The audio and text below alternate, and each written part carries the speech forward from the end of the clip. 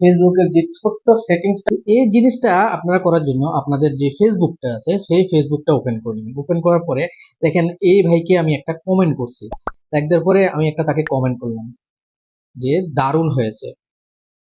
এটা কমেন্ট করার পরে ভাবলাম যে না, আমি ওনাকে বাংলায় কমেন্ট করার কথা ছিল, আমি করে ফেললাম ইংলিশে। বা যে কোনো একটা কথা আপনারা লেখেন, বানানটা ভুল হয়ে যায়, আপনারা কি করেন পরবর্তীতে ওই কমেন্টটা ডিলিট করে দেন। অনেক যারা জানে তারা কিন্তু ডিলিট করে না, তারা কিন্তু এখানে এডিটিং একটা অপশন যে আছে সেটা অনেকেই জানে। তো আমি আবার মানে নতুন করে ভিডিওটা আবার করলাম আপনাদের জন্য। আমি এখন এনারে এই কমেন্টটার উপরে আমি কি করলাম, ট্যাপ করে ধরে রাখলাম। ধরে রাখার পরে নিচে দেখবেন একটা অপশন আছে এডিট নাম, তাহলে এডিট অপশনে ক্লিক করে দিবেন। এখন আপনি এই লেখাটা কি করবেন, আপনি কেটে দিবেন। এখন আমি এখানে লিখতে চাইছি বাংলায়, ঠিক আছে, এখন আমি লিখবো দারুণ।